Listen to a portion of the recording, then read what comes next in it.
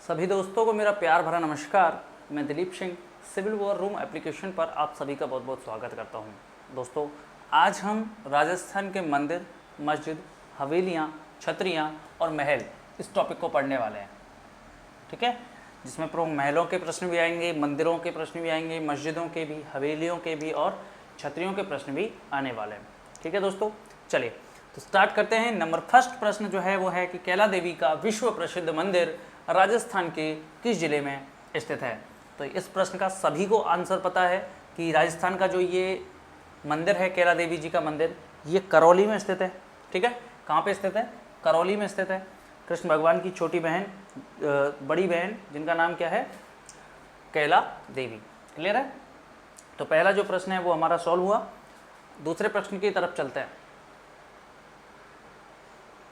दूसरा प्रश्न है दोस्तों कि लोक देवता मल्लीनाथ जी का मंदिर कहाँ पर है। तो ये भी आप सबको पता है, बड़ा आसान सा प्रश्न है। तिलवाड़ा, बाड़मेर में मल्लीनाथ जी का मंदिर है। वर्तमान में इस क्षेत्र को मालानी के नाम से जाना जाता है, गुढ़ा मालानी। ठीक है। तीसरा प्रश्न है कि प्रसिद्ध बेणेश्वर धाम कहाँ स्थित है। तो ये गांव मैंने आपको कल भी बताया था, नवा टापरा गांव में। ठीक है, नवा टापरा जो गांव है ये कहाँ पर है? सोम माही जाकम के त्रिवेणी संगम जहाँ पे होता है वहाँ पे नवा टापरा गांव है, और उसी त्रिवेणी संगम पर बेणेश्वर धाम है। ठीक है, तो इस तीसरे प्रश्न का जो जवाब सही होगा वो होगा नवा टापरा गांव। चलिए दोस्तों, नेक्स्ट प्रश्न देखते हैं कि राजस्थान का खजुराहो निम्न में से किसे कहा जाता है। तो ऐसा कौन सा है जिसे राजस्थान का खजुराहो कहते हैं? तो आपको बता दूं, राजस्थान का जो खजुराहो कहा जाता है, किराड़ू को कहा जाता है। और राजस्थान का जो मिनी खजुराहो कहा जाता है, वो मिनी खजुराहो भंडदेवरा को कहा जाता है। ठीक है, भंडदेवरा जो कहाँ पर है? रामगढ़ बारा के रामगढ़ में है। ठीक है, भंडदेवरा ये शिव जी के मंदिर हैं। ठीक है, केराडू में 5 मंदिर हैं टोटल, जिनमें से एक विष्णु भगवान का है जिसका नाम है सोमेश्वर मंदिर, और 4 जो हैं वो शिव जी के हैं केराडू में। ठीक है, और केराडू का जो मंदिर है ये यहाँ पर जो काम योगासन करती हुई जो मुद्रा में जो मूर्तियाँ हैं, उसी तरह खजुराहो में भी हैं, इसलिए केराडू मंदिर को क्या कहते हैं? राजस्थान का खजुराहो। जबकि मिनी खजुराहो या लघु खजुराहो किसे कहते हैं? भंडदेवरा को। अगर प्रश्न आपसे आता है कि मेवाड़ का खजुराहो कौन सा है, तो मेवाड़ का खजुराहो है दोस्तों जगत खजुराहो। तो यहाँ पे है जगत का अंबिका मंदिर, जगत का जो अंबिका मंदिर है वो यहाँ पर है। ठीक है, ध्यान रखेंगे। तो पहला प्रश्न, चौथा प्रश्न है राजस्थान का खजुराहो निम्न में से किसे कहा जाता है। तो आपको जवाब क्या देना है? किराड़ू मंदिर को। किराड़ू कहाँ पर है दोस्तों? बाड़मेर में। ठीक है, और परमार शासकों ने इसका निर्माण करवाया था किराड़ू के मंदिरों को। लेकिन ये जो शैली है इसे हम गुर्जर प्रतिहार शैली कहते हैं। क्या कहते हैं? गुर्जर प्रतिहार शैली। और गुर्जर प्रतिहार शैली में भी मैं आपको समझा देता हूँ, जो उत्तर भारत में मंदिर निर्माण की जो शैलियाँ हैं, मंदिर निर्माण में जो शैलियाँ हैं, तो जो उत्तर भारत में जो शैली है उसे कहा जाता है नागर शैली, जिसमें जो मंदिर का जो गर्भगृह है उसके ऊपर एक शैल जैसी आकृति देखने को मिलती है। दूसरी है बेसर शैली, ये बेसर शैली। और तीसरी है आपके द्रविड़ शैली। द्रविड़ शैली कौन सी है? द्रविड़ शैली वो है जो दक्षिण भारतीय शैली है, जिसमें मंदिर के ऊपर पिरामिड सा देखने को मिलता है। ठीक है, और जो बेसर शैली है ये इन दोनों का मिक्स है। ठीक है, नागर शैली का और द्रविड़ शैली का, दोनों का मिक्स जो है उसे बेसर शैली कहते हैं। तो नागर शैली की उपशैली है जिसका नाम है भूमिज शैली। कौन सी शैली है? नागर शैली की उपशैली भूमिज। तो भूमिज शैली में ये जो मंदिर है केराडू का, ये बना हुआ है। ठीक है, ध्यान रखेंगे। तो अगला प्रश्न है पांचवा, केराडू का सोमेश्वर मंदिर है तो सोलंकी शैली का है, कच्छप घाट शैली का है, भूमिज शैली का है या गुर्जर प्रतिहार शैली का है। तो हमें क्या जवाब देना है? भूमिज शैली में ये मंदिर बना हुआ है। चलो देखते हैं इसको कि किस तरह से होती हैं शैलियाँ, थोड़ा सा इनको समझ लेते हैं। तो यहाँ पे देखें, अगर किसी मंदिर का जो शिखर है वो इस शेप में है तो उसे बोला जाता है मंदिर निर्माण की नागर शैली, जो उत्तर भारतीय शैली है। उत्तर भारत में जो मंदिर देखने को मिलते हैं वो इसी तरह के मिलते हैं। ये हिमालय से लेकर के और विंध्याचल पर्वत, जो नर्मदा नदी है उसके उत्तर की जो साइड है, वो पूरा इस तरह के मंदिर देखने को मिलते हैं। ठीक है, उसके बाद जो दूसरी है वो देखिए, दूसरी वाली, इस तरह के जो मंदिर मिलते हैं जिनमें पिरामिड सा देखने को मिलता है, ये पिरामिड वाला जो पिरामिड दिख रहा है आपको यहाँ पे, ठीक है, इस तरह के जो पिरामिड देखने को मिलते हैं ये द्राविड़ शैली के मंदिर है, यानी कि दक्षिण भारत में इस तरह के मंदिर मिलते हैं, जैसे मीनाक्षी मंदिर जो है, ठीक है, तो मीनाक्षी मंदिर भी इसी तरह का मंदिर है। और तीसरा जो होता है वो है बेसर शैली। तो बेसर शैली किस तरह के मंदिर होते हैं, इन दोनों के मिक्स होते हैं, ठीक है, इन दोनों का जो मिक्स है उस तरह के जो मंदिर होते हैं उन मंदिरों को किस नाम से जाना जाता है, बेसर शैली के मंदिर कहा जाता है, ठीक है। तो ये बेसर शैली के जो मंदिर हैं ये मुख्यतः कहाँ मिलते हैं, गुजरात में मिलते हैं, या मैं इसे कह सकता हूँ दक्षिण पश्चिमी भारत में मिलते हैं, ठीक है। और ये कहाँ मिलते हैं, दक्षिण भारत में मिलते हैं। और उस तरह के जो मंदिर हैं ये कहाँ मिलते हैं, नागर शैली के जो मंदिर हैं ये उत्तर भारत में मिलते हैं, ठीक है। इस तरह से आप क्लियर कर लें इस चीज़ को कि किस तरह के मंदिर और कहाँ पे मिलते हैं।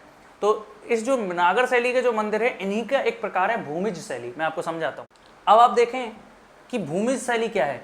तो भूमिज शैली मंदिर निर्माण की नागर शैली की एक उप शैली है, ठीक है। और राजस्थान में भूमिज शैली का जो सबसे पुराना मंदिर है वो पाली जिले में पड़ता है, जिसका नाम है सेवाड़ी का जैन मंदिर। क्या नाम है, सेवाड़ी का जैन मंदिर, जो 1010 से 1020 ईस्वी के आसपास बना था। इसके बाद जो मैनाल का महानालेश्वर मंदिर है, महानालेश्वर मंदिर कहाँ पे, मैनाल, मैनाल कहाँ पे, भीलवाड़ा, ठीक है, मैनाल भीलवाड़ा। यहाँ पे 1075 ईस्वी में जो पंचरथ का पंचभूम है वो मंदिर जो है इसके बाद स्थान आता है इसका प्राचीन मंदिरों में। जो भूमिज शैली के मंदिर हैं वो मैं आपको यहाँ बता रहा हूँ, ठीक है।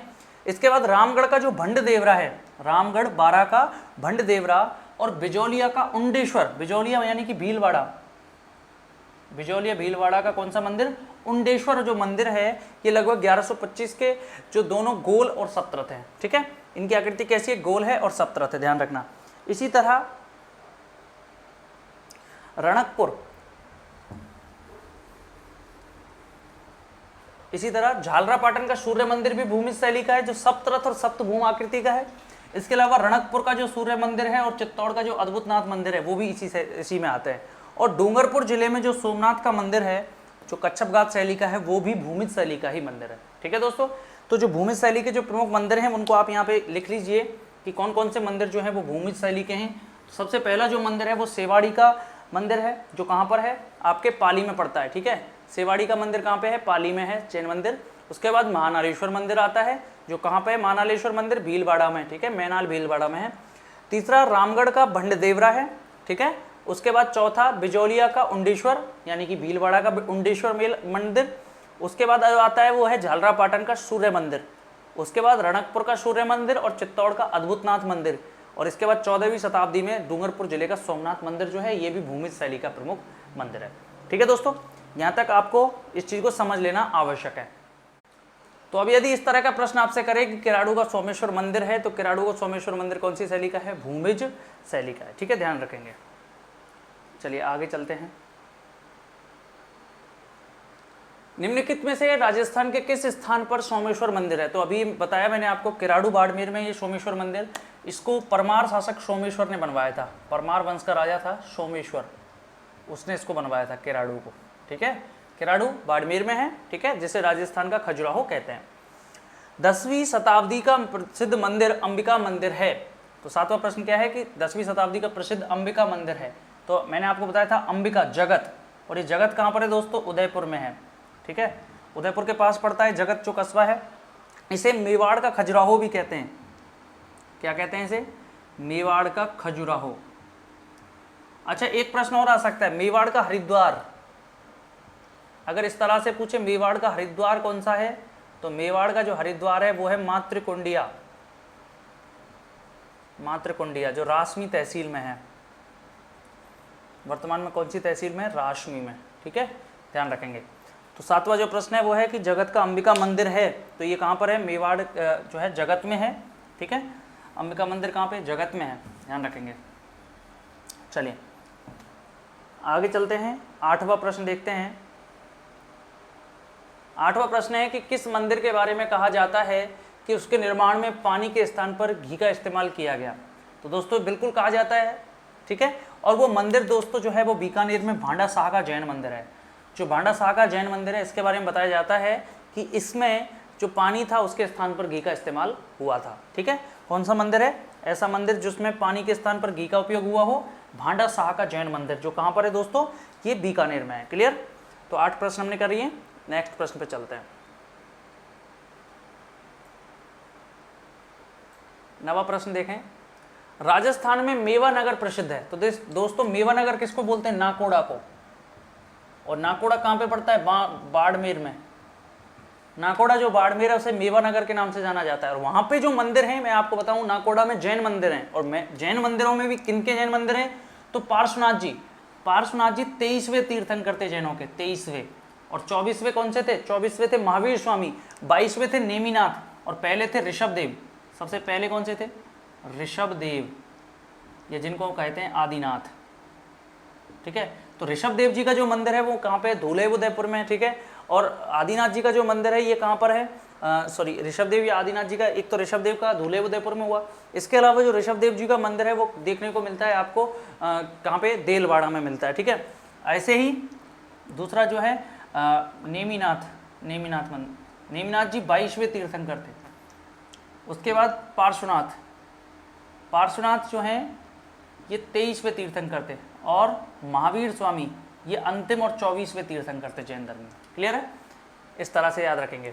तो राजस्थान में जो मेवा नगर है, नाकोड़ा, बाड़मेर, वो किसके लिए प्रसिद्ध है? तो पार्श्वनाथ जैन मंदिरों के लिए प्रसिद्ध है, ध्यान रखेंगे आप। ठीक है, चलिए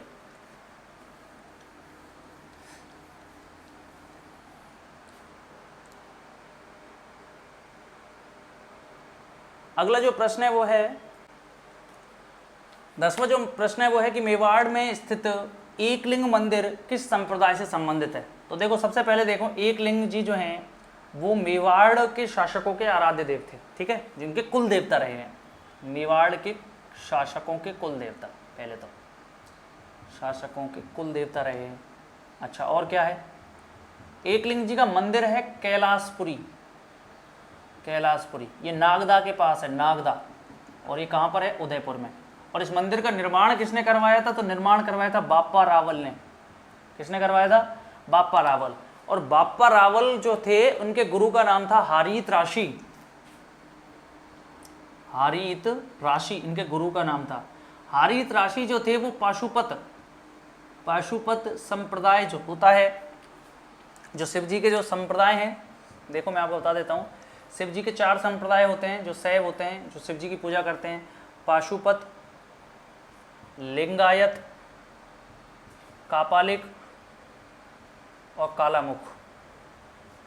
ठीक है, ये 4 संप्रदाय होते हैं, जिनमें से जो पाशुपत संप्रदाय है इसका जो प्रवर्तक हुए वो उनका नाम था लकुलीश जी,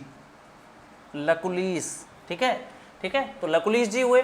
तो जो हारीत राशि थे ये भी पाशुपत संप्रदाय से जुड़े हुए थे, और पाशुपत संप्रदाय को लकुलीश संप्रदाय भी कहते हैं, क्योंकि इसको प्रवर्तन किसने किया था? लकुलीश जी ने किया था। इसलिए मेवाड़ में स्थित एकलिंग मंदिर किस संप्रदाय से संबंधित है? तो आपको क्या जवाब देना है? लकुलीश संप्रदाय से संबंधित है। किसका मंदिर है ये? एकलिंग जी, शिव जी का ही मंदिर है। ठीक है, ध्यान रखेंगे। अच्छा, 11वां प्रश्न है कि राजस्थान में किस जिले में एकलिंग जी का मंदिर स्थित है? तो आपको पता है, मैंने बताया था आपको, एकलिंग जी का मंदिर कहाँ पे? कैलाशपुरी, नागदा, उदयपुर में। ठीक है, तो उदयपुर आपको यहाँ पे जवाब देना है। क्लियर दोस्तों? यहाँ तक मुझे नहीं लगता आपको कोई समस्या होगी। चलिए चलते हैं आगे।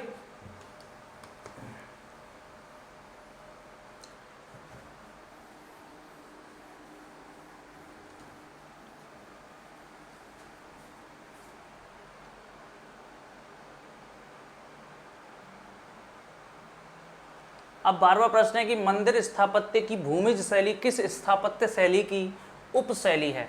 तो आपको मैंने बता दिया भूमिज शैली कौन सी स्थापत्य शैली की उपशैली है? नागर शैली की, उत्तर भारतीय शैली की एक उपशैली है भूमिज शैली। ठीक है, राजस्थान में सेवाड़ी का जैन मंदिर इसका सबसे पुराना उदाहरण है। 13वां प्रश्न है कि माउंट आबू राजस्थान में दिलवाड़ा मंदिर प्रसिद्ध हैं। तो माउंट आबू में जो दिलवाड़ा मंदिर हैं ये जैनों के मंदिर हैं, मैंने आपको बताया था। ये टोटल 5 मंदिर हैं। ठीक है, जिनमें महावीर स्वामी जी का भी मंदिर है और आदिनाथ जी का भी मंदिर रहा है, दिलवाड़ा के जैन मंदिर। और इनका निर्माण किसने करवाया था? तो बिमल शाह। ये बिमल शाह कौन थे? ये बिमल शाह गुजरात के राजा के कह सकते हैं मंत्री रहे थे। ठीक है, कर्णपाल के मंत्री थे ये बिमल शाह। तो दिलवाड़ा मंदिर प्रसिद्ध है, तो जैन मंदिर में कला हेतु प्रसिद्ध है। ठीक है, और इनको बहुत सुंदर मंदिरों में से गिना जाता है, दिलवाड़ा के जैन मंदिरों को। भारत में भी ये उत्कृष्ट मंदिरों में इनका स्थान आता है, दिलवाड़ा के जैन मंदिरों का, ध्यान रखेंगे आप। ठीक है, चलिए आगे चलते हैं। 14वां प्रश्न है कि दिलवाड़ा स्थित आदिनाथ मंदिर का निर्माण किसने कराया था?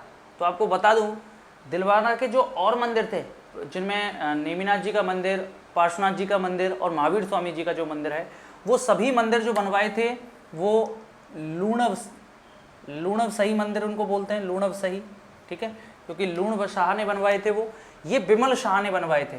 किसने बनवाए थे? बिमल शाह ने। तो आदिनाथ का मंदिर जो है वो बिमल शाह ने बनवाया था, ठीक है, ध्यान रखेंगे आप।